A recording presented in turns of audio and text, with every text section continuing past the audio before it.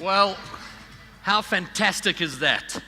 Kevin Gaskell walked to the South Pole, Peter Van Ketz rode the ocean, Ryan Hogarth, he's passionate about social media. But at least that is very true. Influence.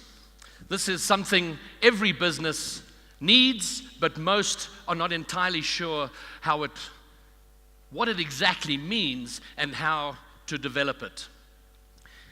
If you have influence in your industry, you of course will have success.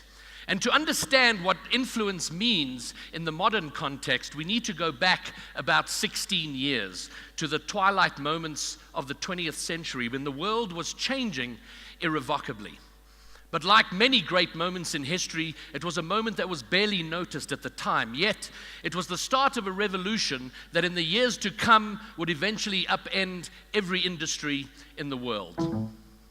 And it begins in the world of entertainment, and specifically music. Piracy in music has always been an irritation, but at the moment that music could be digitized and then shared across the internet, it became an epidemic. A young 19-year-old American started a service called Napster. And Napster allowed people from across the world to connect to each other and to share their personal music libraries. The industry, seeing their 40-year period of dominance and influence come under threat, went to war. And their mighty legal machines won a victory that was ultimately pointless. They shut down Napster, but the dam had broken and they could not hold back the deluge of similar services that arose as quickly as others were shut down. And we saw that this was the beginning of the end of control as a central business model for success. And it was Steve Jobs who finally made them see some sense. His proposal was simple yet radical. Make music easily available online, he said, and make it cheap. And when we see the success today of iTunes, we know that that industry was forever changed. But iTunes succeeded because we came to trust it. And it was at this point that trust began to replace control as that central business model for success. And as bandwidth became faster and cheaper, so a similar revolution came to the film and television industry, and ultimately today, every industry in the world.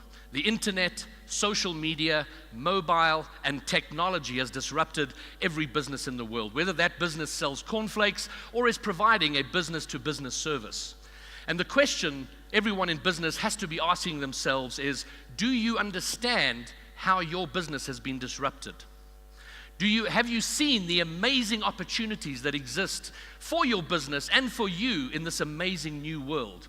Or are you perhaps still trying to hold back the deluge from that broken dam? Today, all the options, the power, and the choice rests in the hands of empowered consumers. And those self-same empowered consumers make up our workforce. And we will not succeed in business unless we have the trust of our customers and we have the trust of that workforce. It is only when we have that trust that we have some measure of influence. So in order to have influence, there has to be trust. And the process of building trust in your business is what is today referred to as social business.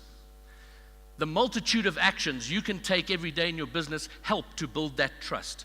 Whether it's flattening out your organization's chart to become a little bit more, moving away from the old style hierarchical system into something that's more inclusive, more collaborative, or if it's perhaps responding as close to instantly as possible to a customer inquiry or a customer complaint. All of these things build trust. How about opening up social media to your entire organization and empowering your workforce to use it to generate new business, to drive your business forward?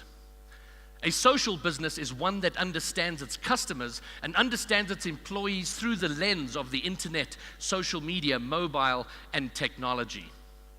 And a social business is a 21st century business. And the process of taking your business there is something that I like to call how to win influence and friend people. I'm Ryan Hogarth, and I look forward to presenting at a conference near you. Thank you very much.